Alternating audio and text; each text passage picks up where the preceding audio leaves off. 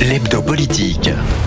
Bonsoir et bienvenue dans l'hebdo politique, votre rendez-vous politique du dimanche soir sur Radio Sensation, diffusé aussi sur TV 78, épisode 208. Mon invité ce soir est le maire modem de Villepreux, Jean-Baptiste Amonique.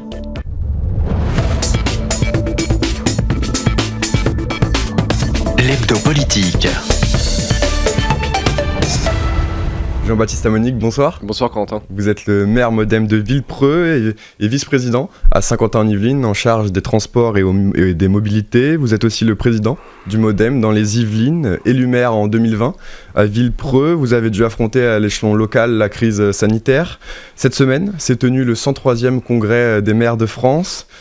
C'est votre premier congrès de l'AMF en tant que maire. C'était un moment important pour vous cette semaine ? Oui, c'est un moment important. Je pense que c'est un moment important pour l'ensemble des maires de France et de Navarre, comme on dit. Déjà parce que l'édition n'a pas pu se tenir l'année dernière en raison de la crise sanitaire, vous l'avez évoqué. Et puis pour les jeunes maires, ou moins jeunes, mais en tout cas pour ceux qui ont été élus pour la première fois en 2020, c'était un moment important.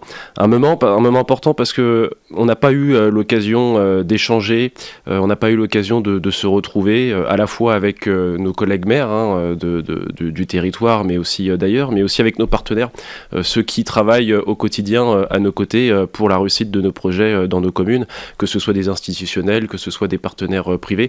Donc c'était important parce qu'il y a l'aspect congrès, mais il y a l'aspect salon. Ça nous permet aussi d'aller voir tous ces partenaires qu'on n'a pas forcément le temps de voir au quotidien dans nos mandats. Et puis évidemment, il y a eu une séance de clôture qui était attendue et importante, à la fois avec le discours de notre nouveau président David Lisnard qui a été élu et que je tiens à féliciter, et puis le discours du président de la République avant justement l'élection présidentielle. Donc c'était un discours qui était attendu, mais c'est un moment fort et j'ai eu plaisir à y être hier, en France en tout cas, lors du discours du président et puis un petit peu avant justement pour échanger avec l'ensemble des partenaires comme je On va reparler de l'aspect politique avec le discours du président notamment de la République, mais sur l'aspect salon justement où vous reveniez, qu'est-ce que vous avez pu voir, qu'est-ce que vous avez pu évoquer, quel sujet vous avez pu échanger J'y suis allé à plusieurs titres, on en reparlera peut-être, mais étant membre de l'association des petites villes de France, il y avait plusieurs partenaires que je souhaitais voir. Je voulais voir l'Agence nationale de la cohésion des territoires, voir le CEREMA, en tout cas voir tous ces partenaires, encore une fois, qui nous permettent de porter des projets dans nos communes. Avec ma casquette de vice-président aussi au transport et aux mobilités à Saint-Quentin-en-Yvelines, j'avais à cœur de voir certains opérateurs, certains transporteurs, donc ça a pu aussi être l'occasion de le faire. Et puis plus généralement voir encore une fois tous ceux qu'on n'a pas le temps de voir parce qu'on est pris par nos fonctions, on est pris par le tout venant et la gestion aussi, comme vous l'avez dit, en année Covid qui est assez particulière. Ça permet de continuer à créer des synergies avec l'ensemble de ces acteurs qui travaillent avec les collectivités. Alors les maires ont élu David Lisnard, maire LR de Cannes, à la tête de l'Association des maires de France. Vous souteniez, vous, le candidat UDI de Sceaux, le maire de Sceaux, Philippe Laurent. Tout à fait. C'est un échec pour la majorité présidentielle, cette défaite ? Non, mais je crois d'ailleurs que il y a eu cette caricature faite de Philippe Laurent comme quoi il serait le candidat de la majorité présidentielle. Non, ce n'est pas parce qu'il avait des maires qui sont dans une démarche constructive et positive, tout en étant exigeante, leur démarche est exigeante à l'égard de l'exécutif, que ça faisait de la liste de Philippe Laurent une liste de la majorité présidentielle. Je crois que c'était pas le cas. En tout cas, le résultat est ce qu'il est. Moi, je regrette évidemment pas mon choix. Je souhaite évidemment bon courage à David Lisnard dans ses nouvelles fonctions qui vont être elles aussi exigeantes. En tout cas, l'essentiel, je crois, est préservé, c'est l'unité des maires dans sa diversité, et maintenant il faut qu'on avance tous ensemble, et je crois que c'est de bon augure puisque finalement le bureau tel qu'il a été composé va rassembler l'ensemble des tendances des maires qui s'expriment sur le paysage politique français. Donc non, je pense que c'est une association maintenant qui les conditions sont réunies pour qu'on fonctionne bien tous ensemble. Alors le président de la République, Emmanuel Macron, est arrivé en 2017 sans avoir été auparavant un élu de terrain. Ça lui a été souvent reproché par les maires. Il a souhaité initier une nouvelle vague dite de la société civile et c'est attirer la méfiance des élus locaux au début du mandat, qui étaient eux implantés depuis depuis des années dans leur territoire. Les relations ont souvent été compliquées entre le président de la République et les maires. En 2017, Emmanuel Macron s'était d'ailleurs fait huer au congrès de l'AMF. En 2018, il ne s'y était pas rendu. Puis est venue ensuite la crise des Gilets jaunes, le grand débat. Le président avait alors décidé plusieurs fois de s'adresser donc, directement aux élus locaux, mieux à même peut-être de comprendre la colère des Français. Les maires ont aussi démontré leur importance, on en a déjà évoqué, lors de la crise sanitaire, notamment lors de l'ouverture des écoles par exemple. Aujourd'hui, beaucoup de candidats à la présidentielle essayent de séduire les maires. Ils ont raison de le faire. Je ne sais pas si c'est une démarche de séduction. En tout cas, moi, je suis plutôt satisfait de cette prise de conscience, et je cible pas le président de la République par rapport à ça, mais on ne construit pas la République et on ne construit pas la France de demain sans les élus locaux et sans les maires. On l'a dit, tout le monde le dit, la commune est la cellule de base de la démocratie, c'est là, évidemment, c'est l'échelon de proximité par excellence, c'est là qu'on arrive à sentir le pouls du terrain finalement. Je ne dis pas que les élus nationaux, les députés ne sont pas en prise avec les réalités locales, loin de là, mais c'est vrai que nous sommes confrontés au quotidien aux enjeux et aux problématiques du quotidien justement de nos administrés et donc des Français. Pour ce qui est du président de la République, moi j'étais très satisfait par son discours hier. Il l'a lui-même reconnu, il a employé ce terme, il a dit je crois qu'il y a eu peut-être des incompréhensions ou des méprises sur le début de mandat. On lui a reproché, et je trouvais qu'il l'a souligné avec un trait d'humour dont il a lui-même le secret, mais qui était plutôt le bienvenu. Il disait on m'a reproché de ne pas être maire, mais je crois que en ce moment, à l'heure où justement on revendique un peu l'héritage du général de Gaulle, le général de Gaulle lui-même n'a pas été maire, et donc c'est le cas de plusieurs présidents de la République, donc je crois que ça c'est un faux procès. Non, moi en revanche je crois que l'élément déclencheur, et vous l'avez évoqué, en tout cas le tournant, c'est le grand débat. Au moment où il lance ce grand débat, au moment où il lance cette idée de revenir sur le terrain, d'aller voir les maires et de repartir des communes pour ces fameux cahiers de doléances qui avaient été proposés à ce moment-là. On est au moment de la crise aussi des Gilets jaunes, on n'est pas encore dans la crise sanitaire. Je crois qu'on a retrouvé un exécutif qui avait à cœur de fonctionner et de travailler avec les élus locaux. Ensuite, il y a eu évidemment plusieurs avancées législatives et plusieurs actions gouvernementales qu'on pourra saluer. Je crois qu'il y a encore un chemin à parcourir. Moi, ce que je note, c'est que la confiance a été rétablie depuis un petit moment déjà, et je pense que ça, c'est la deuxième partie du quinquennat. Je trouve aussi que aujourd'hui, et le président l'a dit hier, et vous l'avez souligné, les maires ont été en première ligne pendant les crises, et notamment la crise sanitaire, donc il a exprimé hier, en tout cas lors du congrès, toute sa gratitude envers les maires, et il nous a détaillé sa méthode, en tout cas ce que lui pensait être une bonne méthode et une feuille de route si il devait être réélu, mais aussi surtout sur la fin du quinquennat, pour qu'on travaille tous ensemble à la réussite du bateau France. Donc moi je trouve que c'était un discours plein de bon sens, rassembleur, évidemment avec un bilan à défendre. Je crois qu'il était dans son rôle. Et puis sur le fond, peut-être qu'on y reviendra dans l'interview, mais moi je crois que c'est pas une question de séduction, c'est vraiment une question de culture et une question d'impératif qui a été bien saisi, de dire que au regard des enjeux qui sont devant nous, on ne pourra pas opposer l'État central aux collectivités. Il faut évidemment qu'on travaille main dans la main, et je pense que c'est ce qui est fait depuis un certain temps déjà. Alors cette semaine à l'AMF, un mot est revenu assez souvent, c'est le mot décentralisation. Est-ce qu'il faut aller dans ce sens, selon vous ? Alors, je vais peut-être être un peu en décalage par rapport à mes collègues maires. Je pense que oui. Je pense qu'effectivement, on a besoin davantage de décentralisation, mais on ne peut pas reprocher à l'État et au gouvernement en place de ne pas aller plus loin dans la décentralisation, et ça a été rappelé par le président lui-même. Le premier souhait des élus locaux dès le début du quinquennat Macron, c'était de dire Monsieur le Président, on a eu la loi NOTRe, on a eu la loi MAPTAM, on a eu le redécoupage des régions, on a eu toutes ces choses-là sous le quinquennat de François Hollande qui nous ont apporté de l'instabilité. On a besoin d'une pause. Surtout, on a besoin d'une pause. Ne revenez pas avec des grandes lois de décentralisation. Et en cela, le bilan a été tenu. Il y a eu des avancées sur lesquelles on pourra peut-être revenir, mais il y a eu des avancées. Il y a eu des programmes, je pense à Petite Ville de demain, Action Cœur de Ville, je pense à la création de la NCT, je pense à toutes ces choses-là qui ont permis de faire avancer la cause des collectivités et notamment leur donner les moyens de porter leurs projets. Oui, on a besoin en revanche de réaffirmer les libertés locales. Moi, j'ai soutenu la suppression de la taxe d'habitation à partir du moment où elle était compensée. Néanmoins, ça pose effectivement des questions de levier pour les collectivités. On parle de l'autonomie financière, on parle de l'autonomie fiscale, c'est effectivement des sujets sur lesquels il va falloir qu'on ait des réponses dans les prochains mois et on l'espère dans le prochain quinquennat. Donc on va continuer à apporter cette parole, j'y prendrai toute ma part, notamment dans les différentes associations dans lesquelles je peux siéger, mais je crois qu'il faut être vigilant sur le tout décentralisation. Moi, je suis décentralisateur, c'est la fibre aussi du mouvement démocrate et l'héritage qu'on a. On est évidemment pour la décentralisation, mais je crois qu'il faut être vigilant à ce que ça s'articule bien avec un autre impératif, à mon sens, qui est tout aussi important, qui est l'impératif d'une bonne déconcentration. On a aussi besoin d'un État fort dans nos territoires. Et je crois que c'est peut-être là où ça pêche aujourd'hui, c'est le rapport entre les collectivités et l'administration centrale. Moi, je trouve qu'au niveau des préfectures, on a des préfets qui font un travail remarquable, mais qui sont parfois un peu eux-mêmes pris entre le marteau et l'enclume parce qu'on a des décisions centrales ou des lourdeurs administratives en termes de procédures qui viennent un peu parasiter ce qui a pu être décidé par le politique. Donc je pense qu'il faut avancer sur tous ces sujets-là.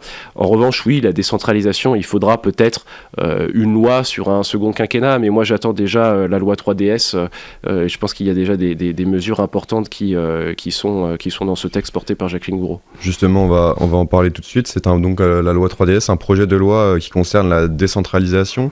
La loi 3DS, ça veut dire loi de déconcentration, décentralisation, différenciation, puis plus simplification. Alors l'idée majeure de ce projet de loi, c'est que l'État puisse expérimenter l'utilisation de ses propres compétences par les collectivités territoriales. Alors c'est une bonne idée, ce genre d'expérimentation. Quel est votre avis ? Alors c'était initialement le projet de loi 4D, et puis on s'est rendu compte que finalement c'était plus simple que le dernier D qui voulait dire décomplexification passe en simplification. Mais on était, exemple typique de ce que j'évoquais tout à l'heure sur... Non, c'est une loi évidemment qui fait sens, qui est portée par Jacqueline Gouraud, ministre de la Cohésion des Territoires. Modem. Effectivement, avec l'attachement qu'on lui connaît, et on ne pourra pas lui reprocher d'être une ministre hors sol quand on connaît son parcours, maire, présidente d'intercommunalité et vice-présidente du Sénat par la suite. Une femme politique pour qui j'ai beaucoup d'admiration.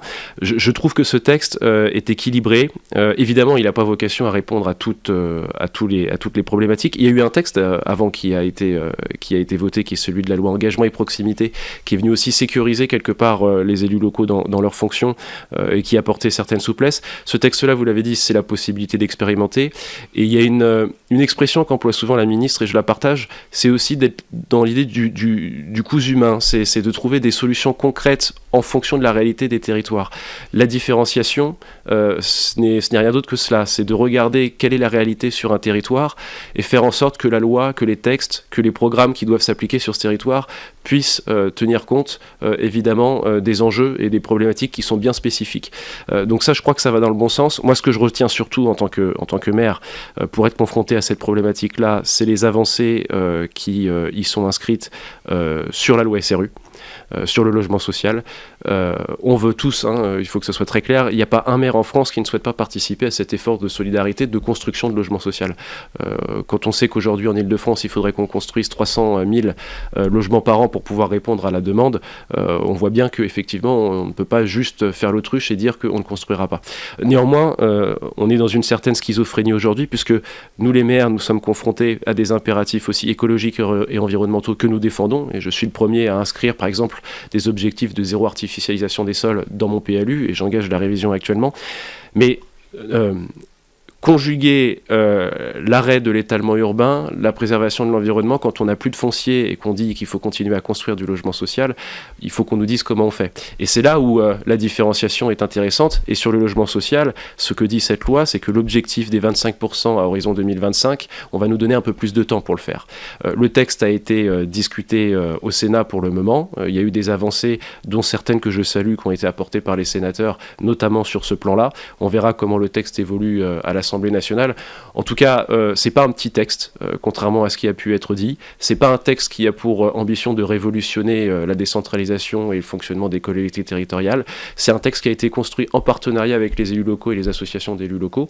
Et je pense qu'il va dans le bon sens. Je pense qu'il va nous apporter un petit peu plus de souplesse et encore une fois, qui va finalement apporter des solutions en fonction des réalités du terrain. Il y a aussi une réforme qui revient sur la table pour l'élection présidentielle, c'est le retour de la réforme du conseiller territorial. qui a été donc voté en 2010 sous le quinquennat de Nicolas Sarkozy. François Hollande, qui a été ensuite élu président en 2012, n'a pas appliqué cette réforme. Aujourd'hui, plusieurs candidats appellent à la mettre en œuvre. Donc les conseillers départementaux siégeraient aussi à l'Assemblée régionale si cette réforme était mise en place. Que pensez-vous de celle-ci ? Moi, j'y suis favorable. Et d'ailleurs, on avait une proposition similaire portée par le MoDem il y a déjà quelques années maintenant. Je crois même qu'on avait pris position en faveur de cette proposition, justement. Je ne sais pas si ce sera vraiment le sujet prioritaire en termes de pour les collectivités territoriales sur les prochains mois et sur les prochaines années. Parce que finalement, le conseiller territorial, il pose la question de l'organisation territoriale. Donc il faut qu'on rouvre le débat. Et moi, je ne suis pas contre, mais qu'est-ce qu'on supprime ? Parce que finalement, la question, ça va être ça. En Ile-de-France, a-t-on besoin des départements ? Quel rôle va jouer la région ? Quel rôle doit jouer la métropole ? Et peut-être là encore que la solution qui doit s'appliquer ne sera pas la même sur l'ensemble du territoire national. Quand vous avez des régions, des très grandes régions, et il faut lier ça maintenant au redécoupage avec les 12 grandes régions françaises, quand vous avez des très grandes régions très vastes, je crois que le département a son utilité. Parce que ça reste un échelon de proximité. Et je crois aussi qu'en Ile-de-France, il a encore son utilité. Moi, je pense que s'il y a un échelon sur lequel il faudrait avancer, en Ile-de-France, en tout cas pour ce qui nous concerne, c'est celui de la métropole. Moi, j'ai toujours été pour une grande métropole régionale, en tout cas une région métropole, parce que je crois que finalement, la région est en capacité aujourd'hui d'avoir un périmètre plus large dans ses compétences et finalement reprendre ce que fait la métropole. En tout cas, j'espère qu'un jour, on pourra ouvrir ce débat institutionnel.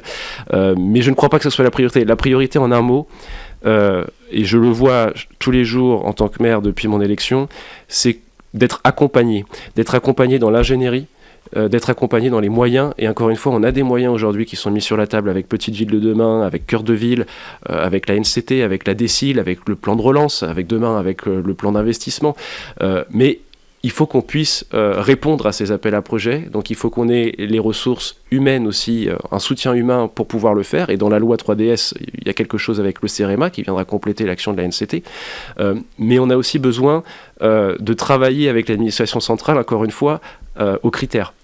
Moi, je fais partie de la strate des petites villes.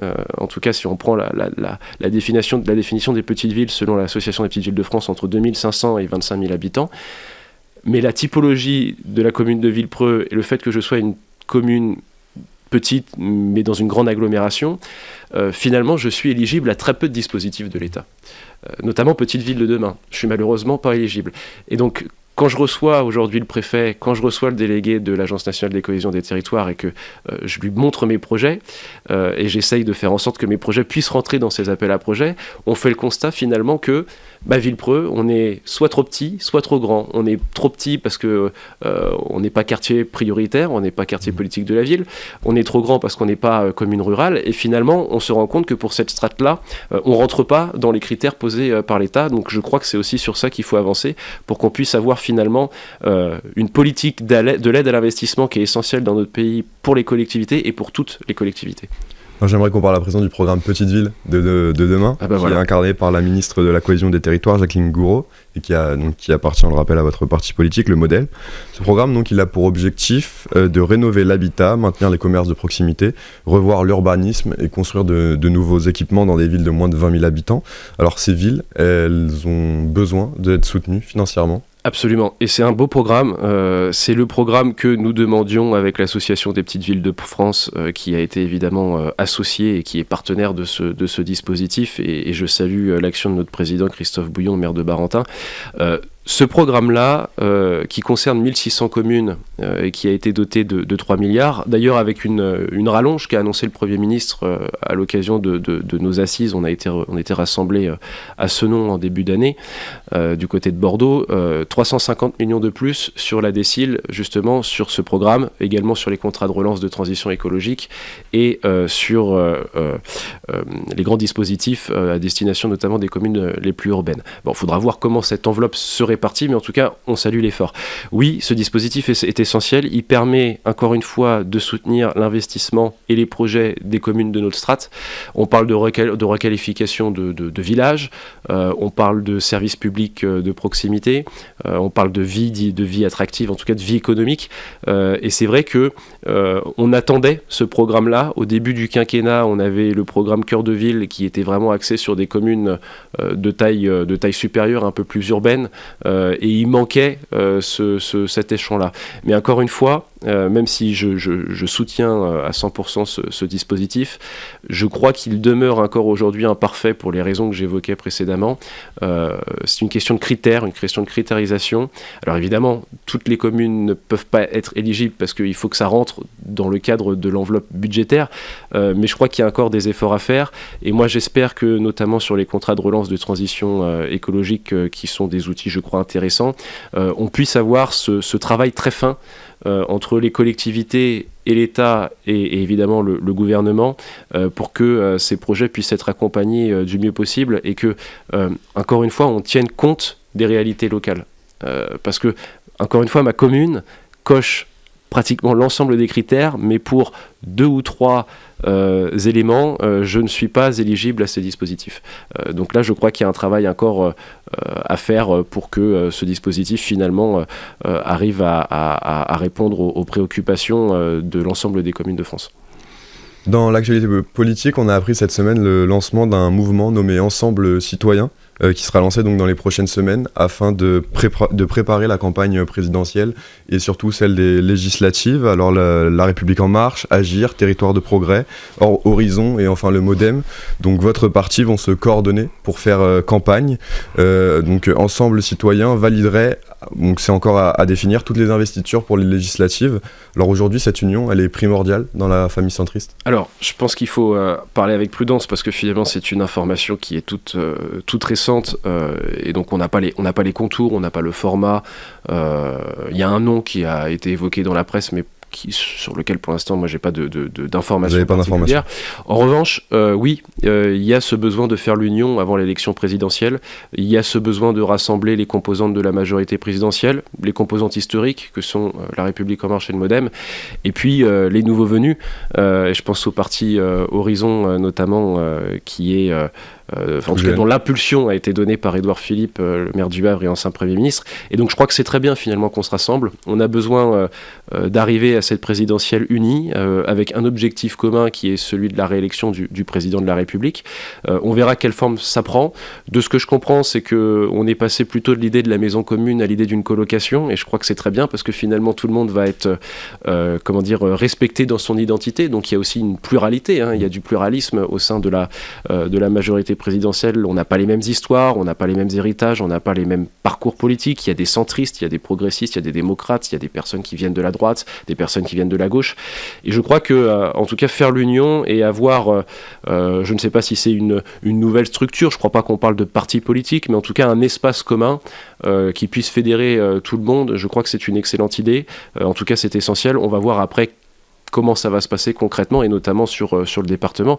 Et puis quelque part, je crois que l'élection présidentielle n'est pas uniquement l'affaire des partis, et c'est pour ça que nous avons lancé avec plusieurs maires dans les Yvelines des comités de soutien à l'action et puis à la réélection du président de la République, Emmanuel Macron, qui sont vraiment des comités qui se veulent non partisans ou transpartisans, politique évidemment, parce que le terme apolitique ne veut rien dire, ça veut dire qu'on ne fait pas de politique, donc évidemment qu'on fait de la politique, mais le fait d'être impulsé par des élus locaux qui ont la confiance de leurs administrés, ça nous permet de rassembler plus largement et de mettre les étiquettes partisanes finalement de côté, avec un objectif, faire réussir la France, et nous estimons que c'est le candidat idéal pour cela est évidemment le président de la République, Emmanuel Macron.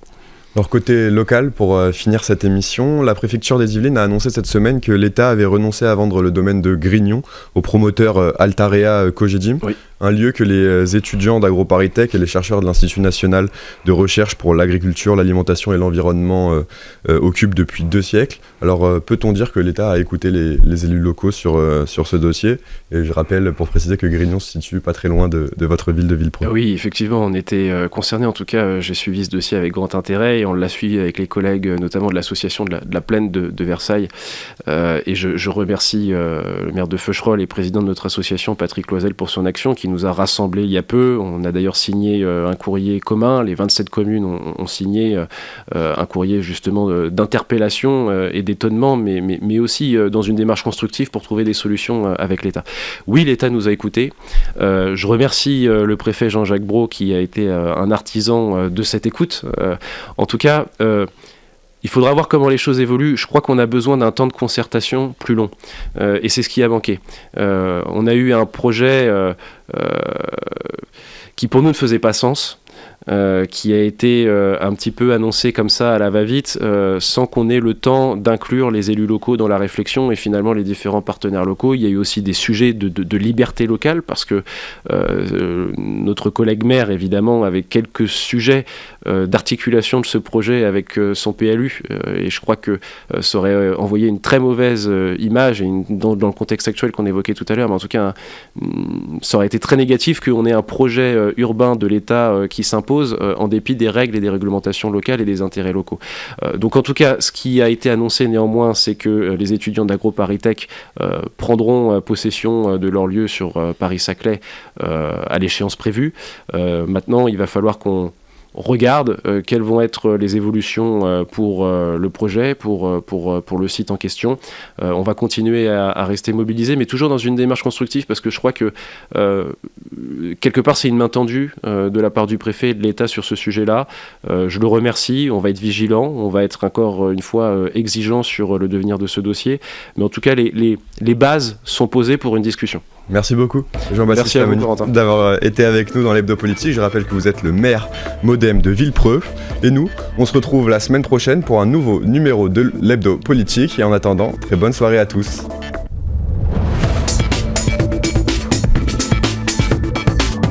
L'Hebdo Politique.